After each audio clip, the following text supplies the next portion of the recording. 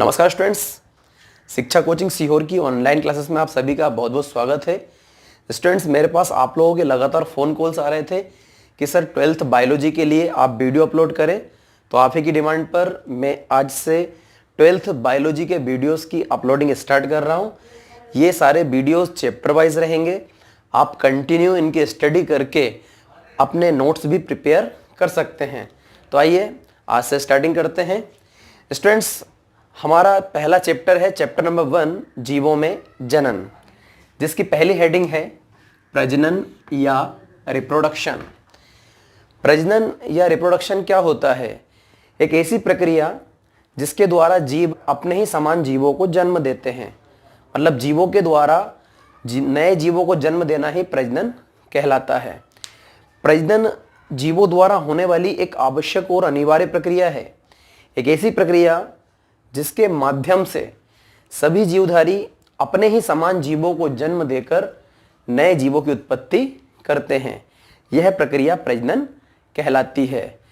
प्रजनन की प्रक्रिया हर एक जीव में होती है, चाहे वह एक कोशिकीय जीव हो या बहुकोशिकीय जीव हो। इसमें उत्पन्न होने वाले जीव अपने जनक के समान होते हैं। मनुष्य की संतान मनुष्य होती है, कुत्ते की संतान कुत्ता होती है, बंदर की संतान बंदर होती है। मतलब हर एक प्राणी अपने ही समान जीवों को जन्म देता है। यही क्रिया प्रजनन कहलाती है। इसके द्वारा जीवधारी प्रजनन की प्रक्रिया के द्वारा जो जीवधारी हैं संतान उत्पन्न करके अपनी जातियों को लगातार बनाए रखते हैं।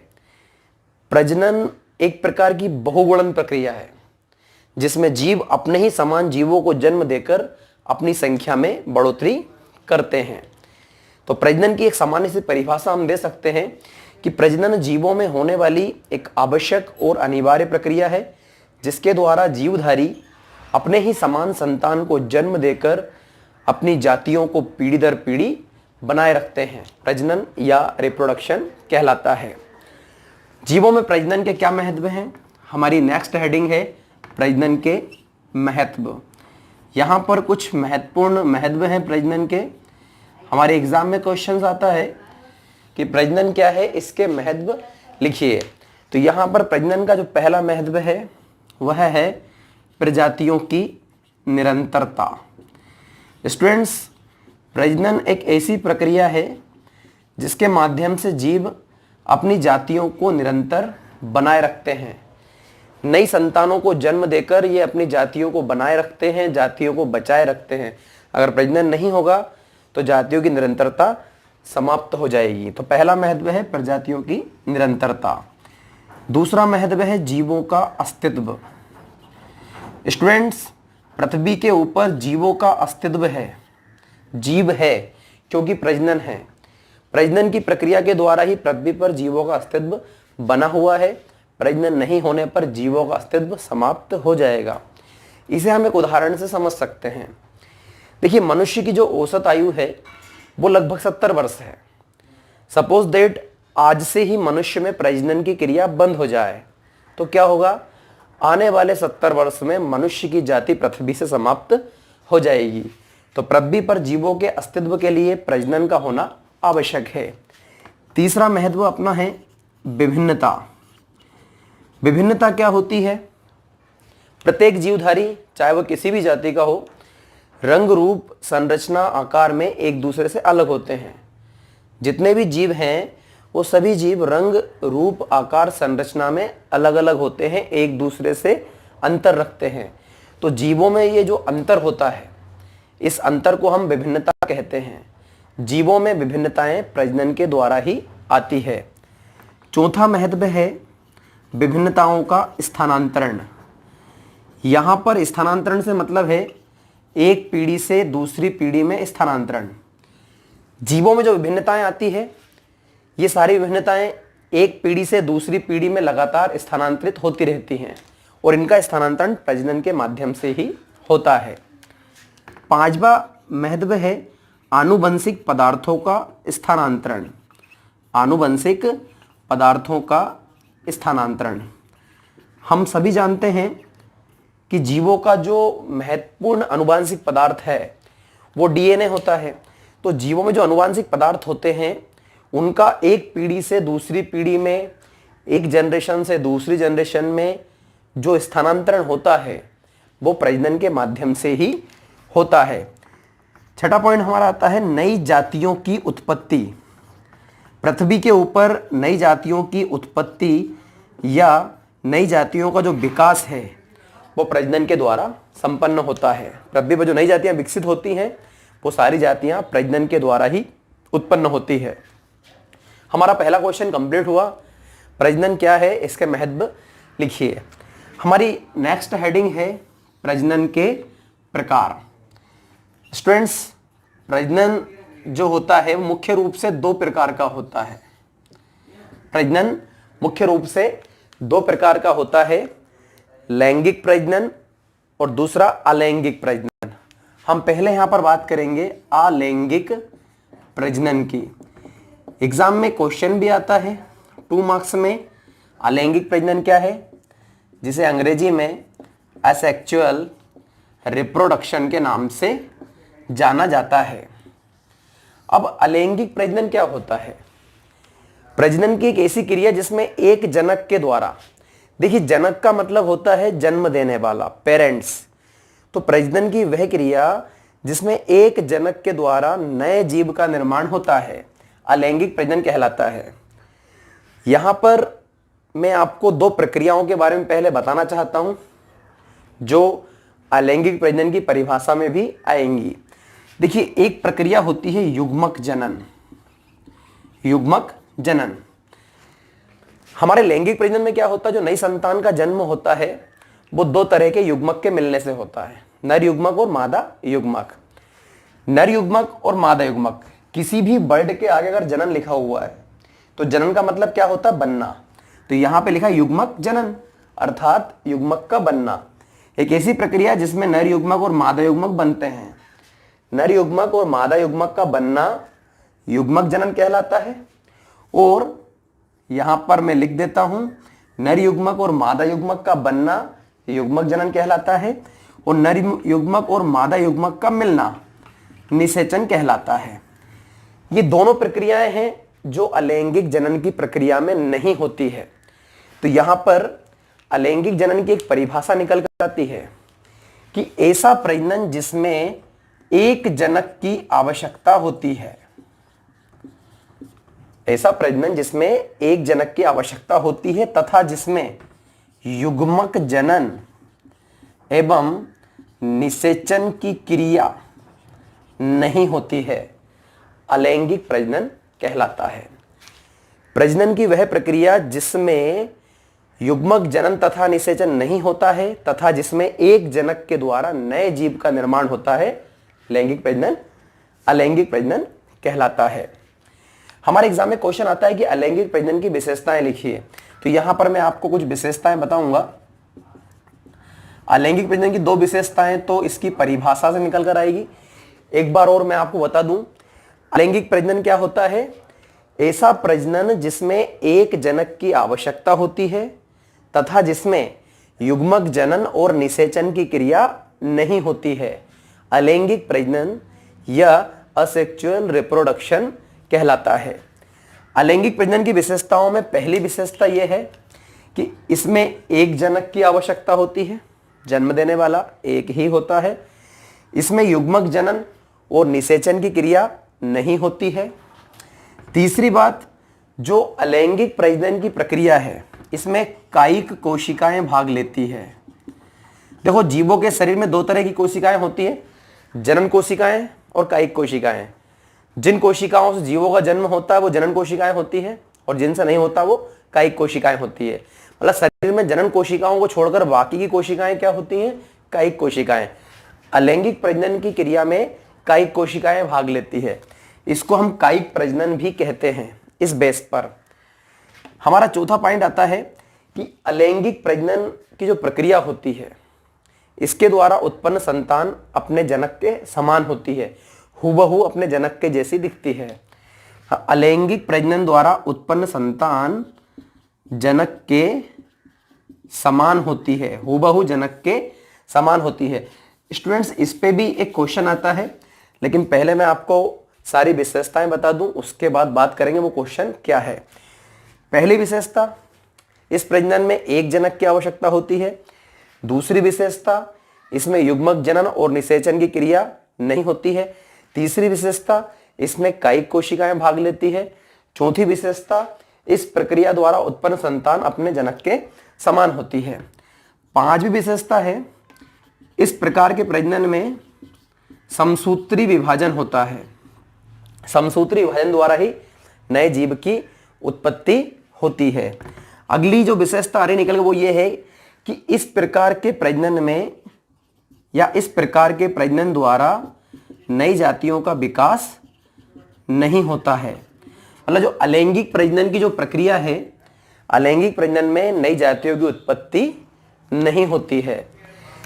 हमारा जो अगला पॉइंट आता है अलैंगिक प्रजनन की विशेषताओं में, देखिए अलैंगिक प्रजनन एक जनकीय होता है। यहां से अपन ले सकते हैं, चाहे तो ये पॉइंट और ये पॉइंट सेम है, पर पॉइंट बढ़ाने के लिए हम ऐसा कर सकते हैं, ये एक जनकीय होता है, मतलब इसमें एक जनक की आवश्यकता होती है। मैं यहां पर कुछ उदाहरण दे रहा हूं, ये उदाहरण जो है अलैंगिक प्रजनन के हैं। सामान्य तौर पर देखा जाए तो सामान्यतः जो अलैंगिक प्रजनन है ये निम्न श्रेणी के जीवों में होता है। उदाहरण के रूप में अमीबा, पैरामीशियम, युगलिना, हाइड्रा आदि अनेक जीव हैं जिनमें अलैंगिक प्रजनन होता है। देखिए स्टूडेंट्स, अभी क्या चल रहा है कि समूचा भारत, समूचा विश्व जो है कोरोना संक्रमण की चपेट में है। सबके मस्तिष्क पर कोरोना छाया हुआ है, लेकिन आप सोच सकते हैं कि एक ऐसा जीव जो दिखाई भी नहीं देता है, उसने सभी को ना दिखने पर मजबूर कर दिया है।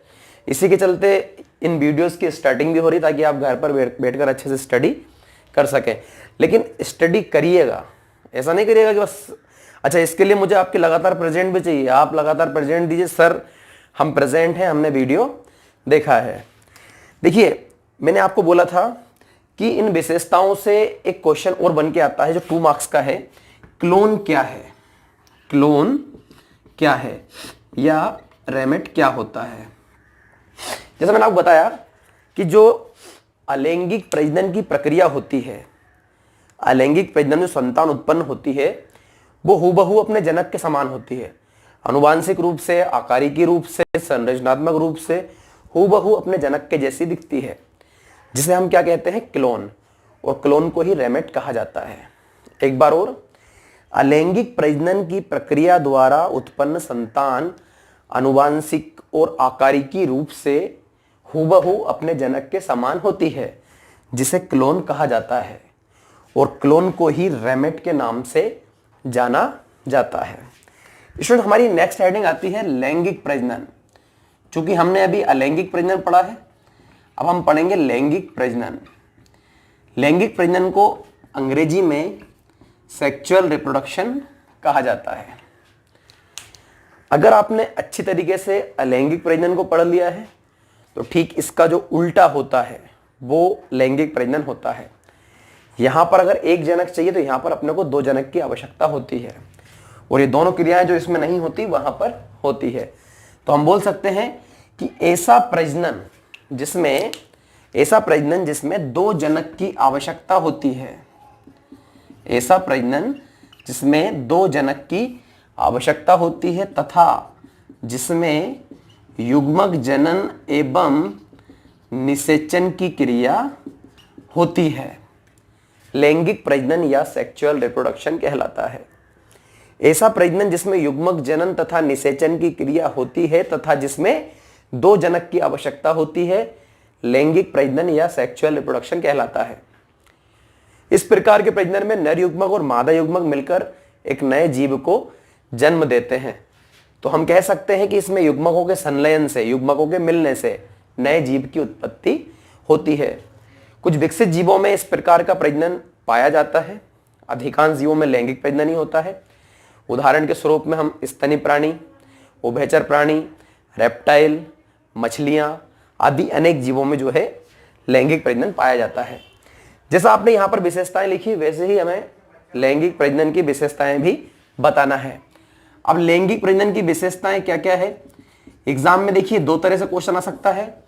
लैंगिक प्रजनन क्या है, इसकी विशेषताएं लिखिए, या केवल लैंगिक प्रजनन की विशेषताएं, या केवल लैंगिक प्रजनन क्या होता है, ऐसा भी आपको क्वेश्चन आ सकता है।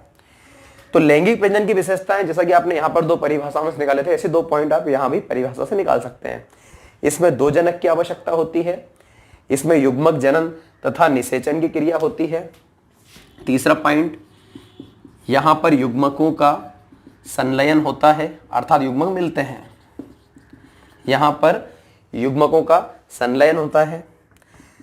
यहां पर युग्मक निर्माण में अर्धसूत्री विभाजन होता है, जैसे आपने यहां पर देखा, यहां पर समसूत्री विभाजन होता है, तो इसमें युग्मक के निर्माण के समय जो नर युग्मक और मादा युग्मक बनते हैं, वैसे विभाजन दोनों प्रकार का होता है, लेकिन स्पेशली अर्धसूत्री विभाजन, तो इसमें अर्धसूत्री विभाजन होता है। अगला पॉइंट, इस प्रजनन द्वारा उत्पन्न संतान जनक से भिन्न होती है, मतलब इस प्रकार के प्रजनन में जो संतान आती है वो अपने जनक से भिन्न होती है। हमने अक्सर देखा है फिल्मों में, बहुत सारी फिल्में देखी हैं जिसमें हूबहू जो एक्टर्स होते हैं रोल निभाते हैं। अमिताभ बच्चन का बेटा हूबहू अमिताभ बच्चन की तरह, गोविंदा का बेटा बिल्कुल गोविंदा की तरह। पहले डबल रोल वाली फिल्में बहुत आती थी, उसमें अक्सर ऐसा होता था, पर 99% केसेस में ऐसा पॉसिबल नहीं है। लैंगिक प्रजनन द्वारा संतान उत्पन्न होती है वो जनक से भिन्न होती ही है। इसके बाद इस प्रजनन में नई जातियों का विकास होता है, नई जातियों के विकास की संभावना होती है। लैंगिक प्रजनन की प्रक्रिया द्वारा नई जातियों के बनने की संभावना होती है।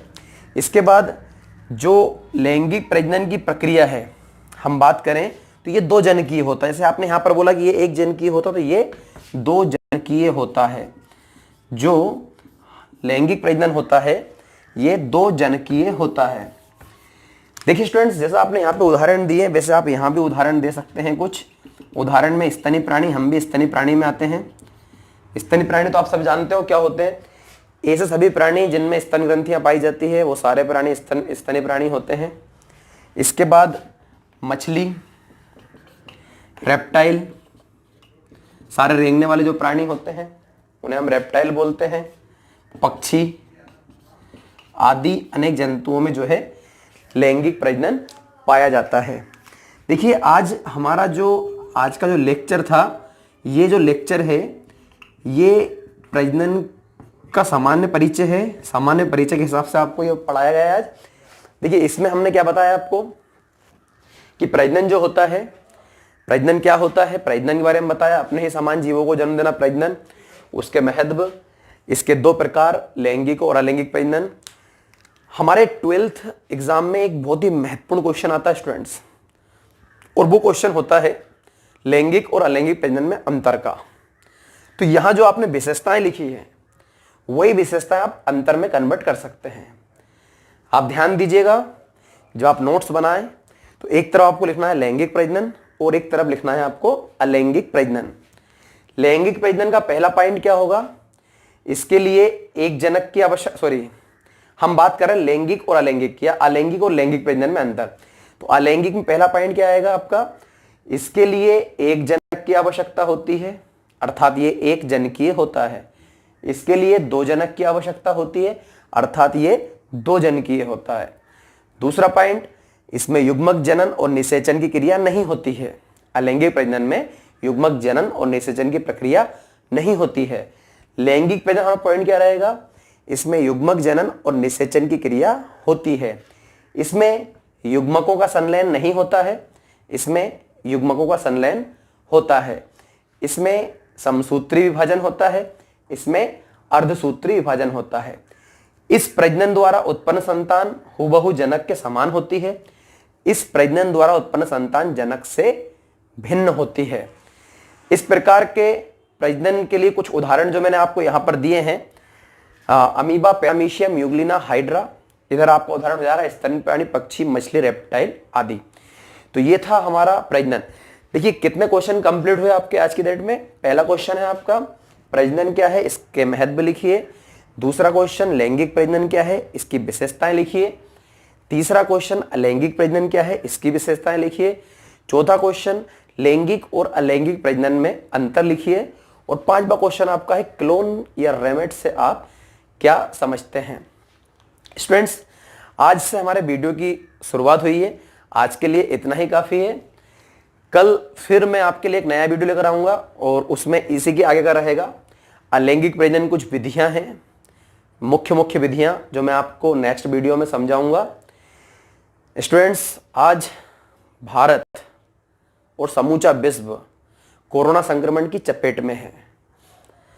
बीमारियों का एक मुख्य कारण होता है अस्वच्छता। अगर हम स्वच्छ नहीं रहेंगे, साफ नहीं रहेंगे तो कोरोना ही नहीं, कई प्रकार की बीमारियां हमारे घरों में जन्म लेंगी। इसलिए स्वच्छता का विशेष ध्यान रखें, अपना ध्यान रखें, जितना हो सके उतना घर पर रहें, आवश्यकता होने पर ही घर से बाहर निकलें, लगातार हैंड वॉश करते रहें। हम छोटे बच्चों को सिखाते हैं, आप लोग 12th क्लास में आ गए हो। हाँ, सबसे पहले मैं आपको एक बधाई भी देना चाहता हूँ। जो स्टूडेंट्स 11th में थे वो प्रमोशन होकर अब 12th क्लास में आ चुके हैं, तो वो अपने आप को अब 11th का स्टूडेंट ना समझे, अब वो अपने आप को 12th का स्टूडेंट समझे। मैंने देखा है कि लगभग बहुत सारे टीचर्स जो है वीडियो बना रहे हैं अलग अलग सब्जेक्ट के, तो आप लोग अपनी सारी तैयारियां करते रहें। स्टूडेंट्स, आज के लिए इतना ही काफ़ी है। फिर मिलते हैं नेक्स्ट वीडियो में। धन्यवाद। जय हिंद, जय भारत, भारत माता की जय।